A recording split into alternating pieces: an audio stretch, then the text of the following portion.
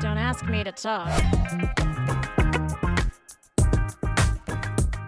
The other thing that I cannot stand is a vegetable pizza. Now, I'm sure you're all about the whole vegetable toppings thing. No, we talked about this. I like the vegetables on the pizza, but I want a supreme. I want a mix. I want the meats. I want the veggies together. I know you want it all. Yes. But there's those people out there. Pizza is the one thing where you want it all and you have it all. But you can't hold on to it. It just doesn't hold up, which I suppose is where the whole deep dish thing comes in. Yeah. But okay, also or thick crust. Do you fork and knife your pizza? Hell no. That's a lot to hold on to. Don't you think that's a lot to hold on to? No. And all those, I feel like there's a certain point where people become adults and they're like, oh, I'll have a vegetable pizza. I'm like, no, just vegetable, vegetarian. If you're vegetarian, great. Godspeed. I mean, that's one of the things where it's perfect for vegetarians because a veggie pizza is actually pretty darn good. Whereas a lot of times the vegetarian version of stuff is, not so hot. It's true. But can you imagine having allergies to gluten and dairy and all these things? It would ruin pizza. I mean, yeah, that would. That we can agree on. That would be terrible for me if I had any kind of food allergy. I know. Because I like it all. Yeah. If you could select the allergy, you would probably be just fine because there's so many things that you just don't like. Okay, now you're just being rude. Wait. Honest. For anybody out rude. there that's confused, this is Don't Ask Me to Talk. I'm Eric Ryder. Hey, I'm Stacey Heller. Last week, we talked about the top pizza toppings. That was our top topic for the day, selected by the Wheel of Topics, which is what we do on this show. We select a random topic each week to talk about in the last segment of the show. Before that, of course, we talk about what's going on in our lives. And we got a hot topic last week. We got a hot pizza topic. That's right. Yeah, a wood-fired topic, if you will. And so we've been kind of arguing about it ever since. But we're having fun, and hopefully you're having fun as well. And we'd still love to hear your thoughts on your favorite pizza toppings and what's definitely a no-go for pizza and what is a absolutely must-have for pizza. Like mushrooms. That's a must-have? No go. What? No, mushrooms, what is a mushroom? A mushroom is just a weird spongy thing. It's great on pizza, though. No. Anyway, Here we go again. See, we could we could just make this the pizza podcast. Honestly, from now on, and just every episode we'll just talk about pizza. Doesn't the guy from Barstool? But I think we're probably going to end up being 400 pounds at the end of the year because after every time we're going to want to go get pizza. And I did. Yes, you did. I did, and I sent a picture. I also had pizza this last week. Yeah. But it was a frozen pizza because we had that on hand. So I used a little DiGiorno to scratch the edge. Oh. Which is another topic. It's not delivery. Yeah. What do you have a favorite frozen pizza? We could get into that. Yeah, there's so much. Yeah, on the pizza podcast, the sub podcast to Don't Ask Me to Talk. Right? It's like how there's the Reddit sub-threads. And yes, that's right. Yeah, we've got sub-threads in the show, like Dear Krabby, for instance. Exactly. Which is our advice column where we give advice, whether you like it or not, and just based on our life experiences. And you can choose to take it or you can leave it or whatever. But if you're having trouble deciding on something, shoot us an email asking at don'taskmetotalk.com or text or call. Yep, you can text and call. The number to do that is 475-999-2726. Leave a voicemail. Tell us what your question is, your topic. Maybe you're trying to decide your wedding colors. We have an opinion. Maybe you're trying to settle an argument. We have a side. That's we're true. Probably going to choose opposite sides. That's probably right. But, I feel like at this point, we need to have, I've talked about this before, we need Team Eric and Team Stacey shirts Right. as like our merch because I feel like people are going to vibe one way or the other. Like either people are picky eaters with big opinions and they're going to be like Team Stacy, or they're going to be like mwah, mwah, Team Eric. Why would they want? I don't know. That's because I'm chirpy and you're want want. Okay. Which being chirpy is annoying. I don't know. So how was your week, by the way? Mother's Day was on Sunday. Did you have a good Mother's Day? I did. And by the way, a belated Happy Mother's Day to you. You're not my mother, so I didn't feel appropriate to say Happy Mother's Day to you on Sunday. But I nevertheless hope you had a good one, and you do have multiple kids, so that Boy. role is filled. And don't I ever. Yes. It was a nice Mother's Day. I had to work in the afternoon, which that's its own whole thing. In the morning, Pete, he made a delicious breakfast, and Annie, who has moved in, she had already headed to work, but she left a really sweet card, and she got me a candle that looks like a jar of pickles and was like, "You're a big dill." That was very cute. The two middle... You're a big dill? Yeah. Dill. Oh, Pickles. big. Okay. You're a big dill. I took it a different way. Never mind. Interesting. Like deal. You're a big deal. Yeah. Yeah. Okay. Yeah. And then Charlie texted me and was like, "Hey, happy Mother's Day. I love you, even though I'm annoying." And I was like, "Oh, that's so sweet." And then the middle kids, clearly, the California kid in finance and the New York kid in tax and audit, money. They sent flowers that they ordered from wherever and they were delivered. And they both ended up ordering almost the same exact bouquet of flowers. And Wow. It was really funny. So you've got a giant bouquet of flowers. I have a lot of flowers, which was very sweet. I really... Do you think flowers is a good gift? No. Yeah, me neither. My kids won't be listening to this, so I've no. done it. I've given it once or twice because I felt the pressure to do so. Yeah. But boy, I think it's a terrible gift because they die so quickly, and then you're just sitting there looking at the recipient is sitting there looking at this rotting corpse of plants. And they're beautiful for when they arrive, and you're like, oh my gosh. And then, as you say, they start to get sad, and then you're like, do I really feel like taking the time to change the water so that these are going to stay alive? Then you're left with these vases that are like not nice vases, but they're not like plastic, right? So now you're like, now I got to figure out what to do with these vases. Cyclists or toss it out. Right. Yeah. So it's just like a whole Craft thing. project. So I don't know. I don't know what. I mean, honestly, I was very happy with Charlie shooting me a text. It was absolutely on brand for him to shoot me a text. He's in college.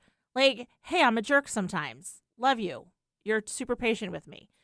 And, I'm like, guys, don't spend your money on that. If you're going to send me something, send me a bag of cheese doodles. No, Cold hard cash. I mean, yes, but I'll take the cash equivalent of any gift. Thank you very much. Well, that's what I did for my mother. I sent her an Amazon gift card that she could redeem, and she bought a little roasting pan, and she's like, I'm so excited about it. And, so she was thrilled because at this point, it's like she doesn't want a card. She doesn't really want the flowers and whatever. So no, I don't think that it's a good gift. However, I agree. Nevertheless, I certainly found appreciated something the we effort. agree on. We did. And then I had to work on Sunday night. And I will tell you, I have been... Sunday night at a restaurant on Mother's Day is, normally a Sunday night at a restaurant is mellow. But on Mother's Day, one of the craziest days of the year, just nonstop, busy, busy, busy. Oh, my goodness. Yeah. The day before, I also worked on Saturday night, and we mapped out, physically drew out all of our tables and mapped out all the reservations. And, then, okay, we're going to turn the table, and we need to have the second set that's going to come in. And you can't predict. So when people make reservations, they typically don't say, oh, it's me and the kids or whatever. So we had some tables that we had to wait and see. Like, is it going to be adult kids? Is it going to Right. be little kids? And adjust accordingly, because we had to put some people in the bar. So that gets my stress levels and my anxiety. Like, I get twitchy because I'm the first and last person that people see. So it went well, though. Good. It really went well. Our team did an amazing job. I think mothers are just so happy to be like out with their family. Yeah. There's I mean, no that complaints. is the good part of it, that you get to see happy families, celebrating their mother. And yeah, as Exactly. jaded as I sound, that normally that is still a touching display. But you know what's really fun? Go ahead. Being a keyboard warrior. So for the restaurant, I help with some of the social media. I'm sort of the VP of Vibe, if you will. Okay. And so when people leave reviews, I'm the one that responds to them. So when we get a 5-star review, I'm like, thank you so much, blah, blah, blah. Or if we get, a 3.5 star, thank you so much. It's hard to hear that kind of feedback. And also we appreciate it so we can do 3.5 better. out of 4 or 5? Okay. Like various reviews, right? Sure. So I respond to them all. Yeah. We got a 1-star review from somebody. It was on Thursday night. I know because I was working and I know exactly who the people were. And they left a 1-star review on Yelp and Google, the guy and the gal. And I knew all that happened. And I was like, oh, here we go. That's the thing. That's it. Sometimes if you read reviews and you get like a real juicy back and forth between a business owner and the people leaving the reviews, that can be high drama. Yeah, very entertaining. It was like, I was like, oh, we remember you. Right. And, like everything that I said in the context was all very non-inflammatory, very, whatever. But it was also like, by the way, we were super busy. You were told we're super busy. We seated you anyway. You waited 15 minutes. You pouted, sat on your phone, and then you walked out. And, like that, it stinks, but we are not a fast dining restaurant. Sure. And so, basically said as much. And then when I got to the second review, I was like, oh, your friend who also left a review on Yelp, as I told them. So I enjoy that part. Yeah. So 2 people from the same party left. Yes, they did. That's. So, and they said something about wasting time. And I was like, we were definitely not looking to waste your time, and certainly didn't have time to waste as we were so busy on doing things like resetting tables when people walk out. Right. So anyway, hey, but generally we have 5.0. This is why I don't go out on Mother's Day or Father's Day. Take mom or dad to restaurants on those days. I always suggest an alternate day to do it, because I know that everybody's stressed and busy, and the wait is going to be lengthy. Totally. And you got to have that patience. And I just feel like the amount of attention that could be granted by a restaurant to each person is just not enough for the experience that I personally want. Totally. Well, and I give credit to our owner, Helen. She closed down reservations, and she closed down like third-party delivery, like DoorDash and stuff, because she really wanted our kitchen and our team to focus on the people that were there, and she wanted them to not be stressed, and she wanted the kitchen to do a good job. And so while we could have probably taken on, 25 more people, it was like, no, we'd rather do a good job. Yeah, so that's anyway, a good attitude. But it's so fun being like that keyboard warrior. And I'm not mean. Like, I'm sort of, that funny response. Like, somebody said something a long time ago about the pasta was like something about Olive Garden. And, so I responded and I said, ouch, like that hurts. But also, like, we need to hear that feedback. We really appreciate it. It's something that we're working on, blah, blah, blah. And then at the end I said, well, hopefully at least we treated you like family. So, do you leave reviews? No, I don't leave reviews. Yeah, neither Who do has I. that kind of time? That's what I think. I always I go to start doing it, and then I think, who cares? And honestly, like bad reviews, no. And Right. I'm the person that's more inclined to, if I had a really amazing experience, I'm more inclined to shout out to the server or to talk about what a great experience it was. Yeah. And for me, it's like if I have a bad experience, it's just, well, I'm just not going there anymore.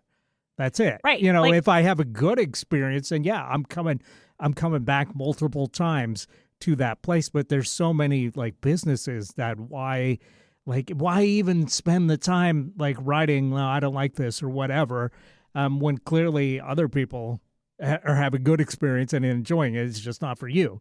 So I just go like, okay, well, this isn't for me. I mean, it's one thing if a business was to rip you off or whatever. That's, right. a whole different thing. Than, Totally. But like as far as like restaurants and stuff, Well, and with restaurants, I'm really learning from working, a couple days a week that, just tell your server or tell the manager or whomever in real time so that we can actually do something about it, because then it doesn't build a resentment of like, well, we had to pay this. Like, tell us that you didn't like the pasta. You thought that it was overcooked.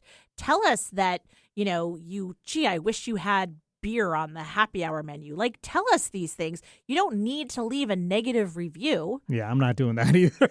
But like, but I get what you're saying. I mean, I understand hiding behind the keyboard and Yeah. everything, but I'm also like, come on. Like, there are just, right. like, I guess, who am I to say? Because I'm getting total glee out of responding to people. So I guess people get glee out of, writing negative things. Yeah. So I don't know. It's just, I don't take the time to do it. I just feel like the world is so full of people being broken down. Why don't we just build up? True. So. And with that, we've got to take a break. All right, let's do it. We'll be right back with more Don't Ask Me to Talk. Don't ask me to talk.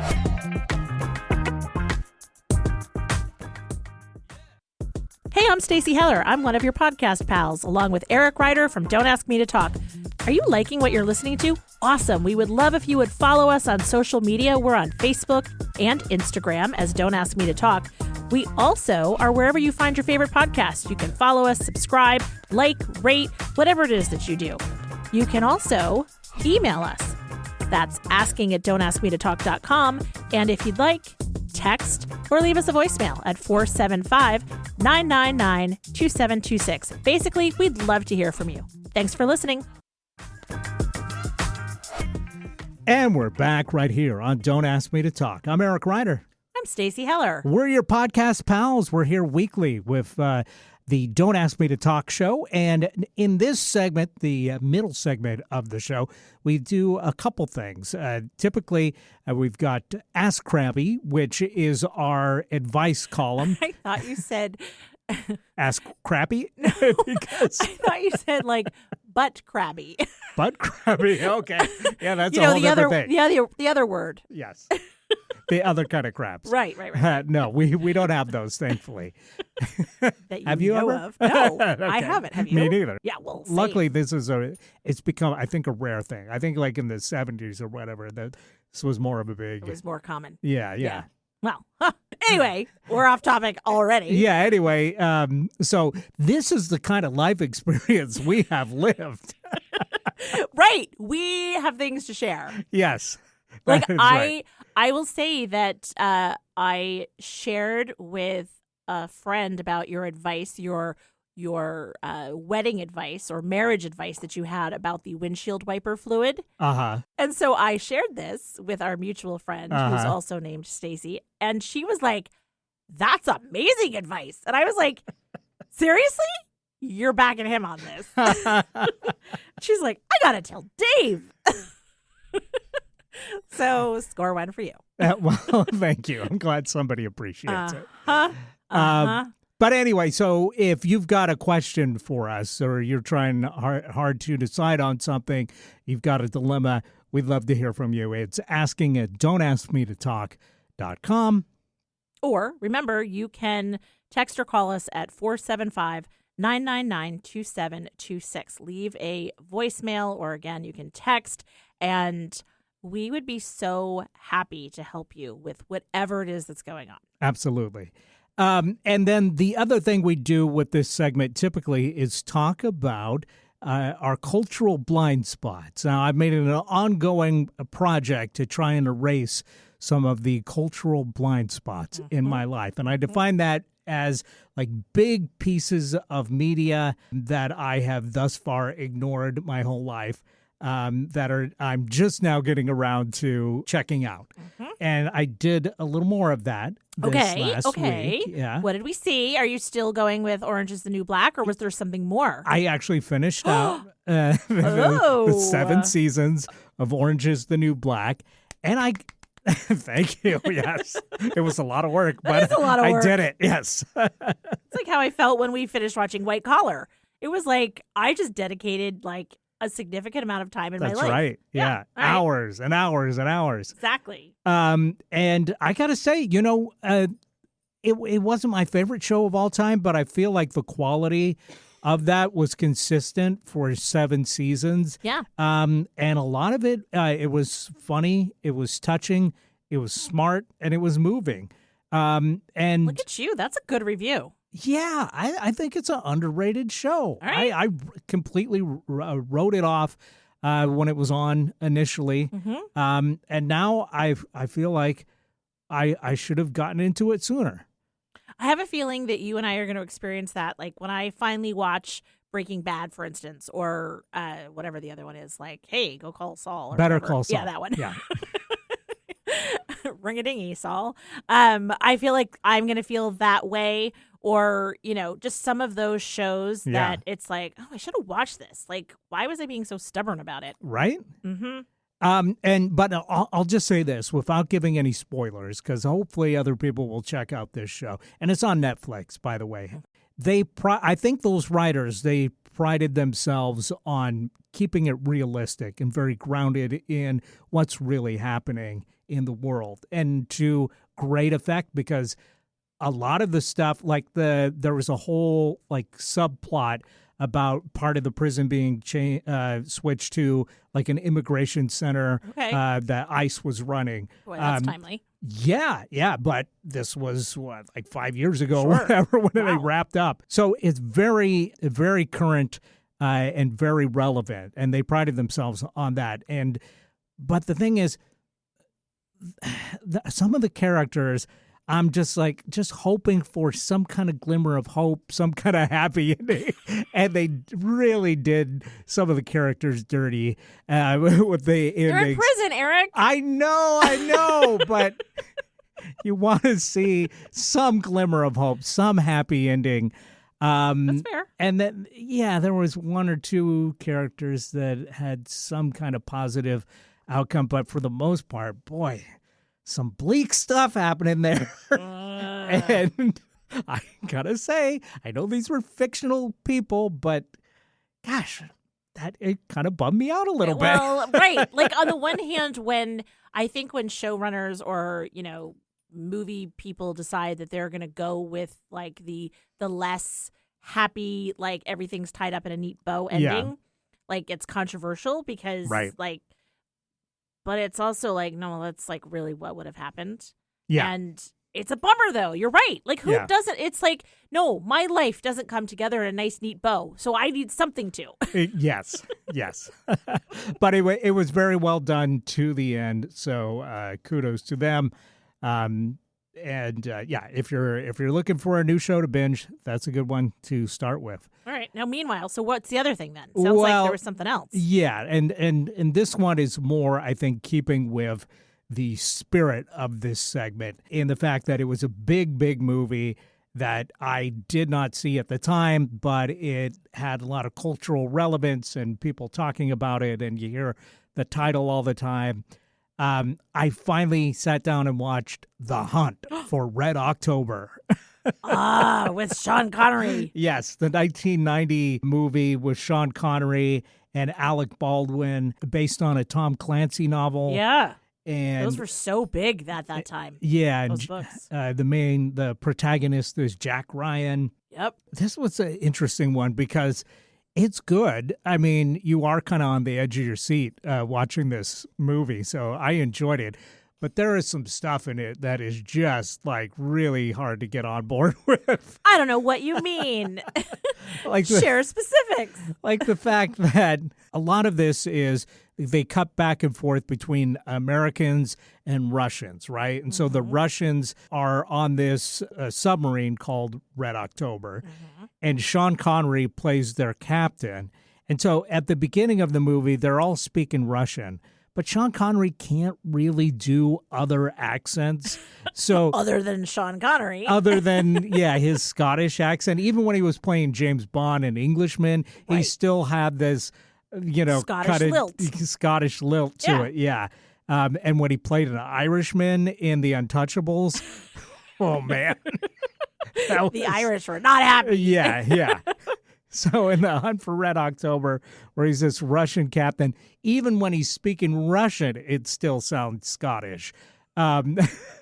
So, and I'm like trying to think how like doing an impression of Sean Connery doing Russian. And Yeah. I can't even like, think about it. and then it's got a great cast. I mean, Sam Neill's in it. Yep.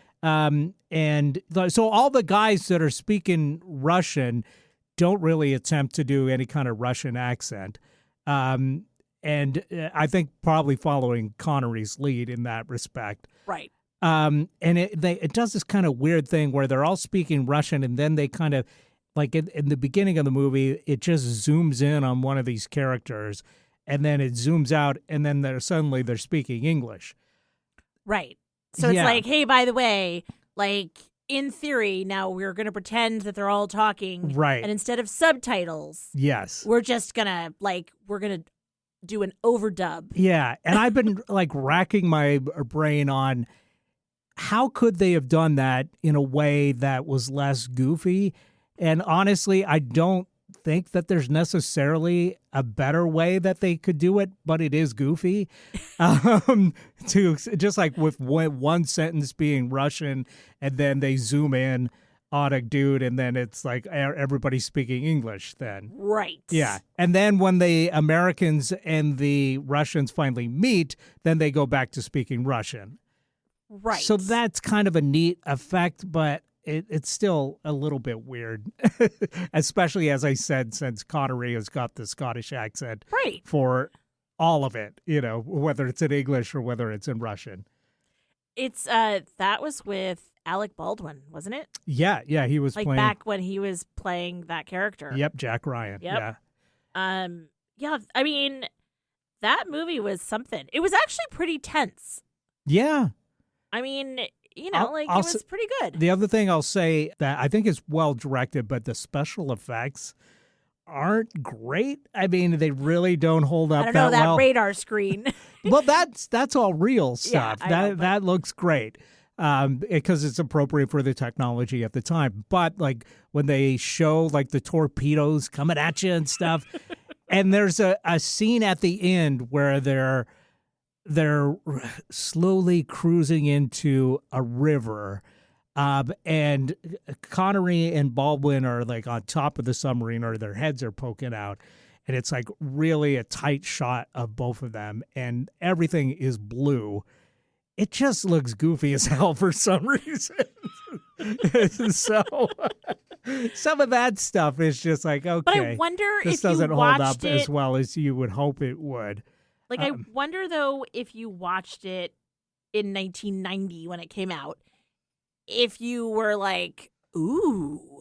It's entirely possible. I mean, I feel like there's been better effects in movies back then that still hold up to this day.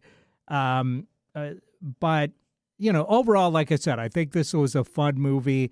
I had seen I'd seen the Harrison Ford, the follow-up to this one, Clear and Present Danger. Yeah. I saw that in the theater, but I had never seen Hunt for Red October. I did see K-19, The Widowmaker, when that was in the theater. That was another Russian submarine movie. I don't remember that one. Yeah, I think I actually preferred that one at the time. But since I haven't seen that in a long time, I have no idea now if it holds up or not, but it seemed pretty good at the time. So anyway, yeah, I'm going to give this one a thumbs up. It's not necessarily one where I go, oh, that's what that's from during this whole movie, like a lot of the things that I've watched. But it was still very enjoyable. And I think, yeah, if you like these the international intrigue movies, then this is a fun 2 hours. Well, and you know what? Like, again, we don't get into politics on the show, but like, remember the kinder, gentler days when it was just the Cold War? Right?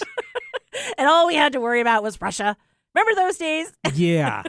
The other thing I'll say about this that struck me is the constant smoking on these submarines in this movie. Kill it, like the secondhand smoke, the firsthand smoke. Yes. They've since banned. I had to look this up because I was like, what the hell? You're in a metal tube underwater with limited oxygen, and every one of these lunatics is smoking a cigarette, eating up that oxygen and putting carcinogens into the air. Right. I was like, this can't be real. And looked it up, and sure enough, they only recently had banned smoking. Like in the 80s, they had banned smoking on submarines, which seems crazy to me that it wasn't from jump. Think about planes. They used to smoke back in the day on airplanes. Yeah, but at least, and that was disgusting and wrong and never should have happened either. But at least with that, that's like a 2 hour thing. These people are living underwater. That is true. for weeks. And there's nothing worse than the in smell a tube of musty with a bunch of semen. Okay, I'm going to let that hang. Yes, it's terrible. Everything is terrible about that. You're right. And then, yeah. So I thought that was crazy because like every character is constantly smoking in this thing. Yeah. I guess it adds to like the tension. Right. The tension. Yeah.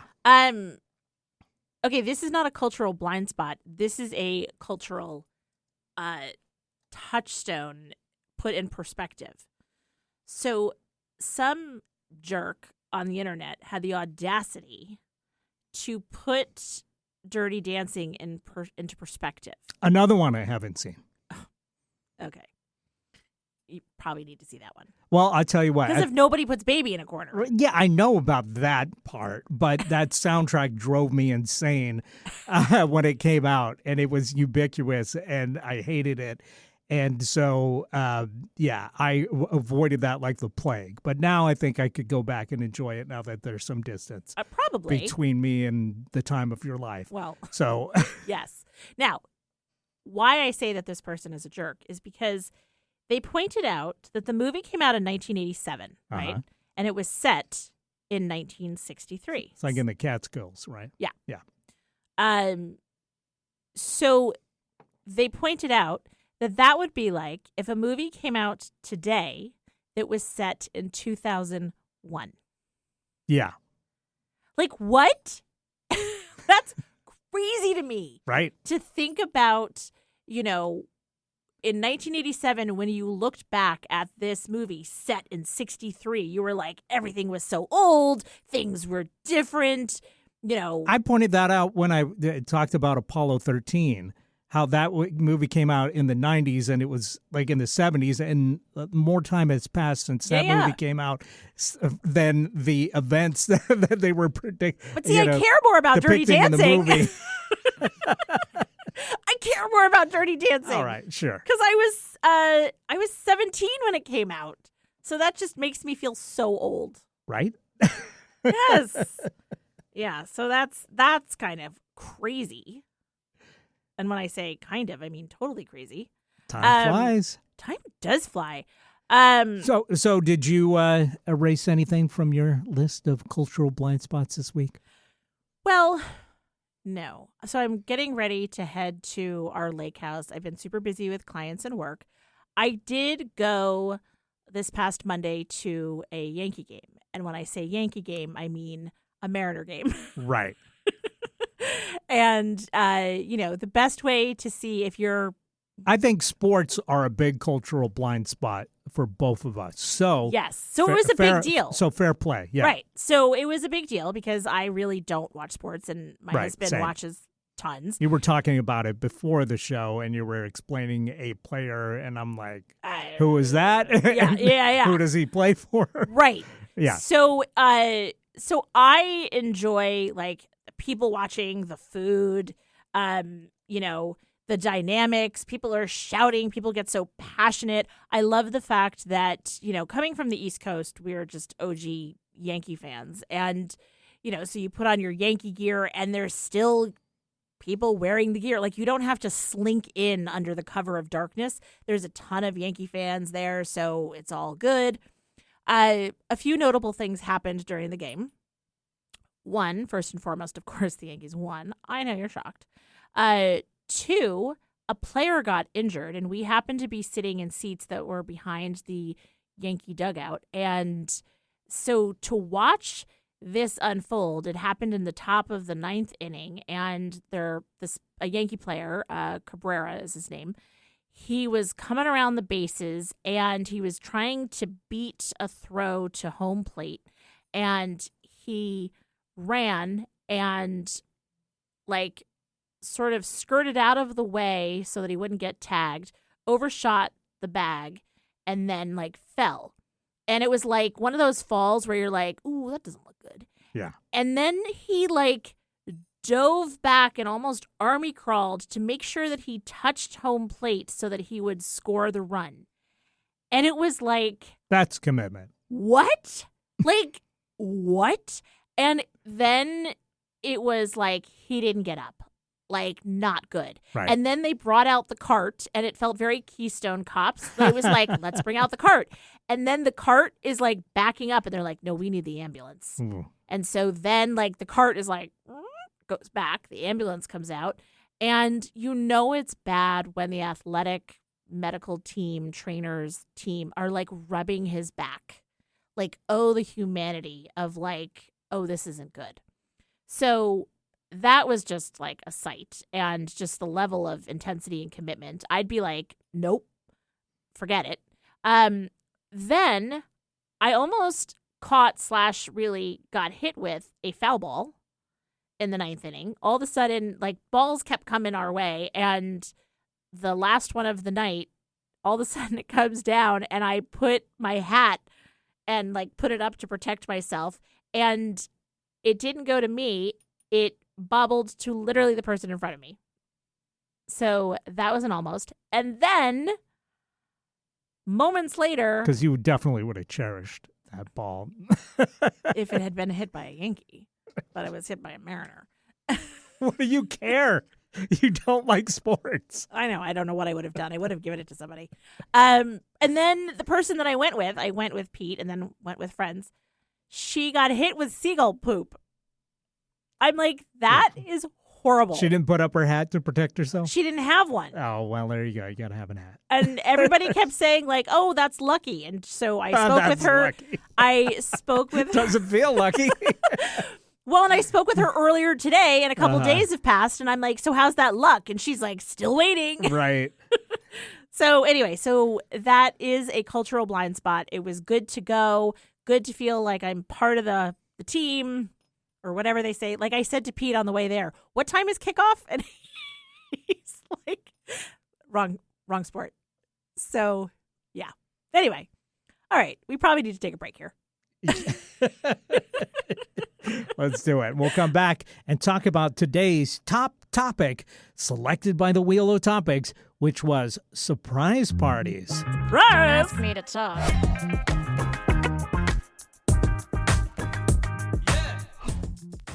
Have you ever considered working with an image consultant or stylist, but were worried about what the experience would be like? If that sounds like you, then Michael Bruce Image Consulting is here to help. They've worked with thousands of people, and many of those individuals have shared their experiences by way of style stories. Go to michaelbruceimageconsulting.com/style stories and check out what their delighted clients have to say about their experiences. And we're back right here on Don't Ask Me to Talk.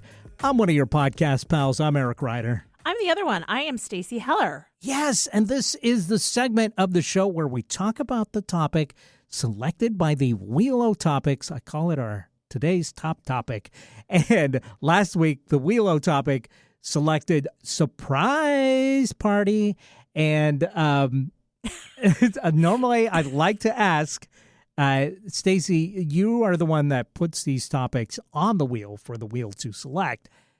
What was the thinking behind this particular topic when you put it on the topic, Wheelo topics? I don't know. This was sort of a dumb one because I hate surprise parties. So, like, boom, there's my answer. And I feel like, you know, surprises have gone by the wayside, right? Finding out the sex of your baby, it's obviously a surprise, but now you don't wait until the baby's born. So many people find out the gender, or Right. like proposals, you've typically talked to the person. So, like, surprise parties, it always seems like a good idea in theory. Like, Yeah. you know, like, oh, all this effort and this time and bringing this person. But it just made me wonder, like, how many times does it just go wildly wrong? Yeah. And, like, do people really like them? Sort of like what we talked about at the top of the show. You know, are flowers really a good idea for Mother's Day? Right. So it was kind of like a surprise party. Like, are they really a good idea? Yeah, they really wouldn't be as popular if they were called what they really are, as deception party. Because it's not a Yes. surprise that a party is happening. A lot of planning usually goes into these things. It's not like you know, just woke up and somehow there was a party happening. It's like people are deceiving you, actively deceiving you Like, constantly. on what's going on Right. until they can reveal that we've been deceiving you this whole time. Deception! Woo! Well, and how many people, like, are really good at lying that much? Right. Like, so you have a clue and you're like, oh my God, like, what should I wear? Like, what the heck? Like, when's it going to be? Like, is somebody going to pop out? I feel like it's like, would be so stressful. Yeah. So stressful. And, you know, there are some elaborate ones out there. And it's just, I don't know. I mean, I sort of, it's like the shortest topic ever. Like, surprise parties, yay or nay? Nay. It's more interesting to talk about, like, what food do you serve at a surprise party? Well, yeah. I mean, that is a good question, but it does make me wonder. Of course, famously, we're a couple of curmudgeons. I don't know what you mean. Antisocial socialists. Yeah. So, of course, we're not going to be on board with surprise parties. I think both of us probably like a party, though, if we've got enough notice and can gear ourselves up for it, right? Yeah. I mean, Yeah. I'm going to probably try to figure out a way to get out of it. Like, Well, sure, that goes without saying, but that I seems think to be a once you're there cultural norm. and you're in it, Yeah. you can kind of I'm in enjoy it, right? Yeah, absolutely. Sure. But like a surprise party, Yeah. you know, it's like, I don't know. I'm certainly, if it's for me, it's like, what the heck? Right. And it only happened once, and I was like, what the heck? And you just feel so overwhelmed, and like your cortisol levels are like through the roof, and you're like, what's happening? And then for someone else, it stresses me out. Yeah. So what I was going to say, though, is, are there people out there where they actually love it? I don't know. Hey, people that are listening, like, Yes. do you think that sounds fabulous, or Did does you? that Yeah. sound did like hell to someone you? surprise you with a surprise party, and you were like, "Yes!" Right. And tell us about that, because that's what you got to pretend, of course, Right. because you don't want to be a jerk. Someone's gone to this trouble, maybe misguided trouble, but and they're showing you that they care about you. That by bringing you a whole bunch of people that you maybe would have invited into Right. close proximity to a place that maybe you wouldn't have gone, not telling you how to dress. But they're doing the best they can to show you that you're appreciated, that you're loved, and look at all these people that showed up to show you the same. So in spirit, it's a good thing. But in reality, yeah, I would probably internally have a negative response. And you would probably, and maybe externally, have a negative no, response. I am very gracious. But are there people out there that are like, yes, I was so excited when somebody deceived me into believing that this party spontaneously erupted in celebration of me. I feel like we need to turn over every rock to find this person. Yeah, I wonder what that percentage of folks out there. And, I also wonder, like, if you're doing a party, a birthday party or a surprise party of any sort, you know what's always a winner for any kind of party? It's pizza. Oh, you're going there, aren't you? All right, before we go there, though, I have a philosophical question. Sure. Is a funeral memorial a surprise party? A wake? No, of course not. But maybe it's for a the surprise person when people die. But like, there's a party and you're there. Some people have parties, I guess, but no, it's not. All right. Okay. I mean, unless the surprise is what killed the person, and then they're like, "Well, this is a wake now." Can you imagine? That would be horrible. Sure. That's like dying during sex. Surprise! Like, these right, awful moments that like you meant well. I didn't even get a slice of that pizza. That plain non-deep dish. Boo. Okay. Might as well die. You know what is also stressful besides the surprise party? Figuring out what to order for said party in terms of the pizza. Well, I think I'm really going to make my case for that supreme combination pizza, because if you're ordering a pizza for a party, that is got to be the number one pizza to get. And I think because that's got a little something for everybody on it, whereas like something like just a cheese pizza, why, that's just boring, and that's going to end up in the trash. Okay. Okay. So for all the people that don't eat meat or that don't like vegetables, now they've got to sit and pick off all this garbage. And I could see. Is there a question? Is there vegetarians anymore? Because it seems like they've all converted to vegans. So, like, I feel like a cheese pizza, even now, it does not. They can't have that. Okay, well, I'm not worried about that. Yeah. So you might as well go whole hog, no pun intended, and get that combo. Yeah, but also, like, if there's kids, like, generally, it's hard to subtract from pizza when you're ordering for a group, but it's easy to add. Nah. I disagree. Like, if you have to order 10, this is a math problem. I'm in 5th grade right now, which this is stressing me out already. So, there's a surprise party that you're planning for your friend Stacy, and you need to order 10 pizzas. What combination of pizzas do you get for the party? Well, I'm getting one whole cheese pizza for Stacy, and then the rest of us people are going to get some good stuff. No, that's not what's happening. That's not what's happening. 9 combos and 1 cheese pizza. No. That probably came for free because the restaurant was trying to get rid of it. No, we're getting 3 cheese. We're getting 2 pepperoni. We're getting 3 supreme. That takes us to 8, and we're gonna get 1 vegetable and 1 like wild card. There you go. That's the Hawaiian pizza. If you're on the West Coast, if you're on the East Coast, then that could be something completely different. What is there an equivalent though on the East Coast? Something wild like that it's not for everybody, but some people love it. White pizzas are that way, like olive oil based, like no red sauce type things. Uh-huh. There's a lot of that on the East Is that Coast. what the white pizza is? I thought it was like an Alfredo sauce. So out here, there's a lot more where it's like an Alfredo sauce, but on the East Coast, it's much more likely to be an olive oil base, and then they put cheese on top of it. It is, it's cheesy bread, Eric. Okay. But that's the sauce? It's just oil? Yeah. Like, and seasonings and stuff, there's not a sauce. Sometimes there's a little cheese sauce. But no, Eric. No. Okay, well, one thing we didn't get into with the discussion last week when we were talking about pizza is, like, do you think it matters if it's wood fired, if it's a brick oven, if it's the big metal oven. I don't know what that's called necessarily, but A pizza oven. yeah, pizza oven. Yeah, the generic pizza oven.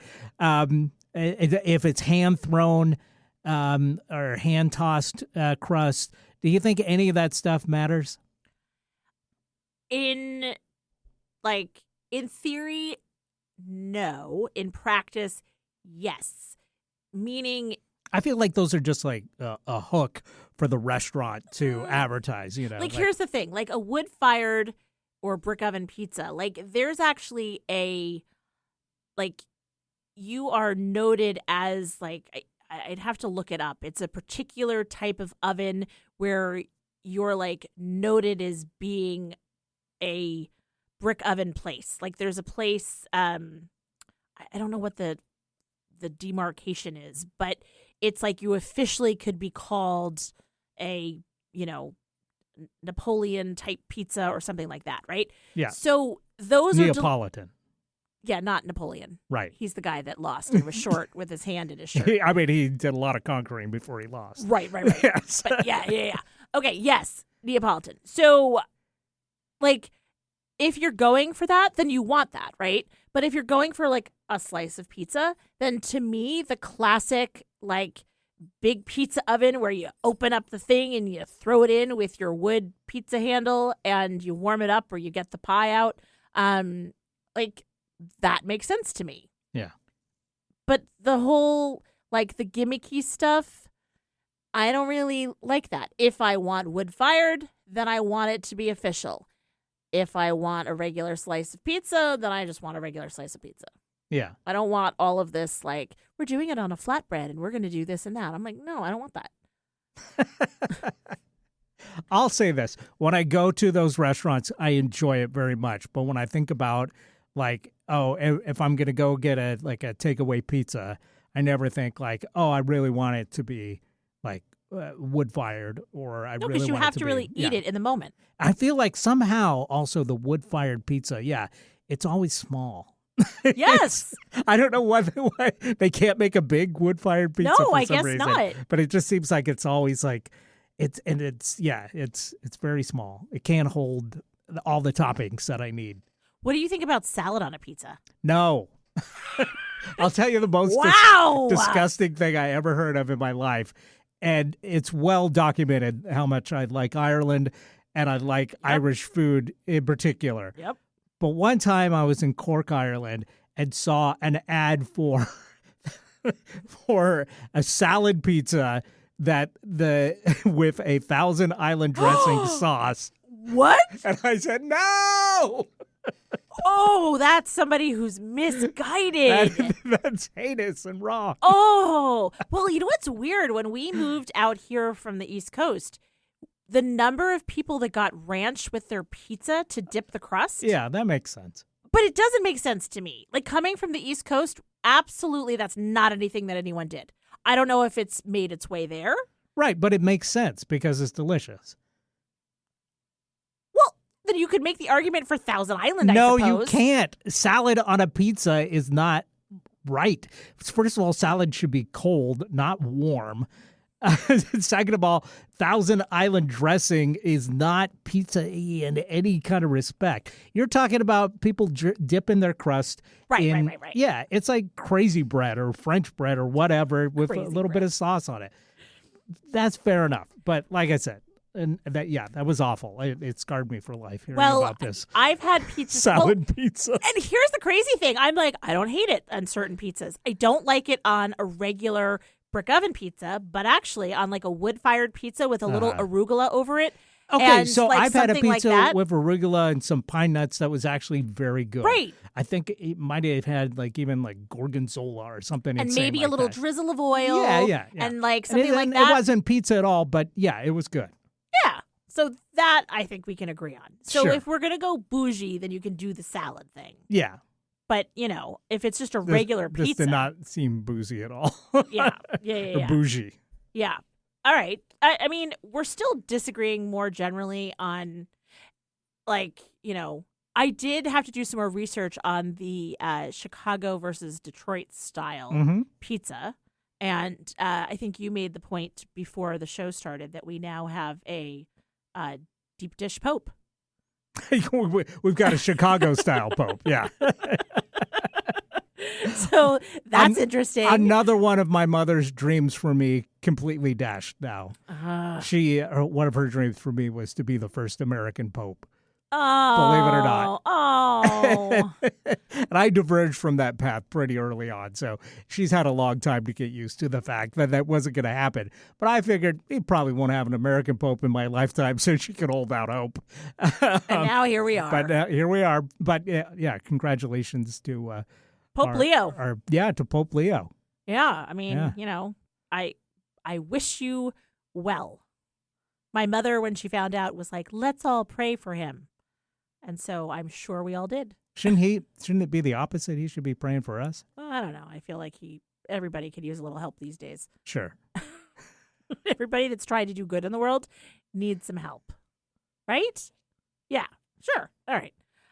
So do you think he likes a slice of, like, traditional pizza? Do you think he likes a Chicago-style pizza? Or do you think he likes the Italian-type pizza? I figure he's probably lived in Rome for a while, so he probably likes like the real stuff, like Sicilian pizza or something like that. Yeah, I don't know. Yeah, he probably likes a Neapolitan. Well, his brother was doing like all of the interview tours, and thanks to his brother, we know that Pope Leo plays Wordle and saw the movie Conclave, so maybe he will share what type of pizza Pope Leo likes. You know what's funny about that conclave is that I heard a news report that a lot of the cardinals, because this doesn't happen very often, conclaves don't happen very often. Of course. A lot of people involved at the Vatican were watching the movie Conclave to understand the process, because it's not something that you get schooled on before you're in it. So, hey. Maybe we get a chance to vote next time because we've both seen the movie. I know, right? Okay, I looked this up while you were talking. Apparently, there's a favorite pizza spot for Pope Leo, and it is a Chicago-style thin crust pizza from a local chain called Aurelio's. Okay. Now, who knows if that is the truth? But right. I'm sure everybody can claim it. I think what everybody really wants to know is what he likes on his dog. Is he a sport pepper man? Does he like that neon green relish? Ugh, I don't know. Maybe. And I assume he's a Bears fan. Isn't that the Bears? Da Pope. Da Pope. I saw something where it said he put the ope in Pope, which is a Midwestern thing. Anyway. You know what time it is. It's time to pick a topic from the Wheelo Topics. For next week, yep.